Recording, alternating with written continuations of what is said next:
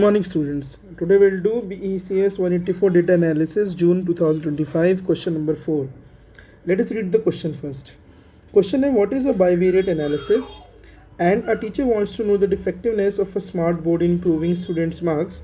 What procedure and statistical techniques should be followed in such inquiry? Explain.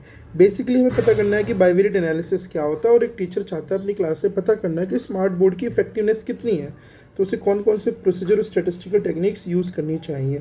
So basically इसमें दो questions है. पहला bivariate analysis and then what procedure and statistical techniques should be used to analyse. Okay, अब हम इसका solution करते हैं. So पहले what is a bivariate analysis. जैसा कि नेम ही बता रहा है, bivariate means there are two variables. So basically there are two variables involved. Okay, so bivariate analysis में दो वेरिएबल्स होंगे.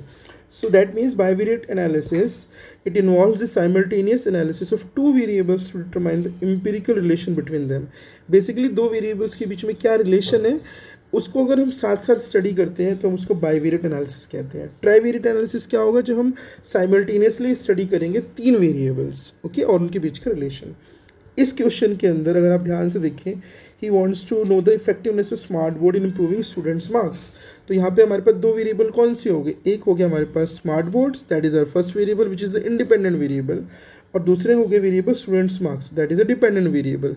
Y? Because marks depend on the smart boards, like smart boards depend on the mark. So मैं क्या meaning समझ आ गया bivariate analysis का?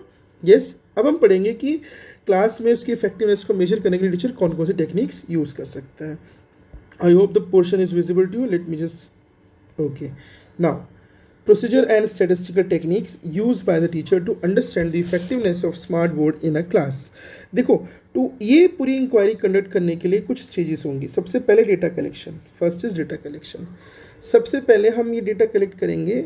We will gather the data on frequency and the type of smart board usage and the corresponding exam scores for a group of students.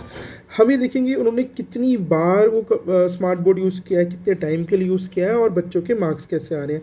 तो पहले तो data analysis चाहिए. Data collect होना चाहिए ना कि जिन बच्चों ने स्मार्ट बोर्ड से पढ़ाई की उनके मार्क्स कितने आ रहे हैं, जिन बच्चों ने स्मार्ट बोर्ड्स के बिना पढ़ाई किए उनके मार्क्स कितने आ रहे हैं. ठीक है. Next, scatter plot. फिर हम एक ग्राफ भी प्लॉट करेंगे. Create a visual representation of plotting the two variables on X and Y axis. This helps us to identify the general direction. इसका मीनिंग क्या होगा मैं समझाता हूँ. आपने एक्स और वाई एक्सिस पे दोनों को प्लॉट किया. आप ये देख रहे हैं कि जैसे जैसे एक्स इंक्रीज हो रहा है, यानी usage of smart board increase हो रहा है, क्या मार्क्स भी उसी कोरिस्पॉन्डेंस में इंक्रीज हो रहे हैं. Let me explain one more time. अगर हम एक्स को ले लें स्मार्ट बोर्ड, ठीक है, और वाई को ले लें मार्क्स, हमें ये चेक करना है क्या उनके बीच में पॉजिटिव रिलेशन है. यानी अगर स्मार्ट बोर्ड ने इसकी फ्रीक्वेंसी बढ़ रही है स्मार्ट बोर्ड की, तो क्या उनके मार्क्स ही बढ़ रहे हैं, और अदर वे अराउंड अगर हमने स्मार्ट बोर्ड का यूसेज कम कर दिया क्या बच्चों के मार्क्स भी घट रहे हैं. तो हमें सेकंड चीज़ पता होनी चाहिए कि उनके बीच में पॉजिटिव कोरिलेशन है या नेगेटिव कोरिलेशन है. Are we getting it? Okay. Scatter plot में क्या होगा, हम उनके बीच में रिलेशनशिप को डिस्कस करेंगे. अब आते हैं थर्ड, कोरिलेशन एनालिसिस. बेसिकली हम यहाँ पे कोरिलेशन कोफिशिएंट कैलकुलेट करेंगे आर. बिकॉज याद है हमने पिछले क्वेश्चन में किया था आर की वैल्यू क्या हो सकती है, it can go from -1 to +1.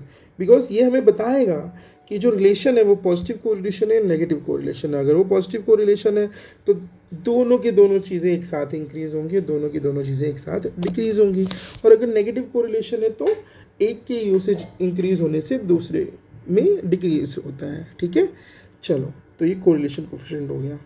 फिर हमारे पास आता है third, simple linear regression. Okay.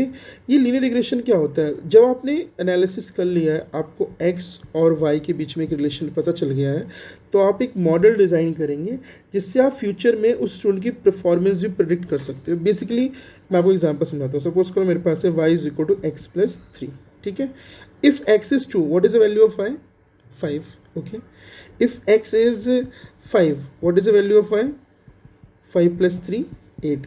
ऐसा क्यों कर पा रहे हो? बिकॉज आपके पास एक एम्पिरिकल रिलेशन डिराइव्ड है. तो ऊपर अगर हम उनके बीच में एक रिलेशन डिराइव कर पाएंगे, अगर हमारे पास एक रिलेशन होगा, तो आपको नहीं लगता कि अब हम फ्यूचर भी एनालिसिस कर पाएंगे. बेसिकली अगर मान लेते हैं 1 घंटा हम यूज़ कर रहे हैं स्मार्ट बोर्ड, उससे बच्चे के मार्क्स में 5 मार्क्स इंप्रूव हो रहे हैं. 2 आवर्स में उसके 10 मार्क्स इंप्रूव हो रहे हैं.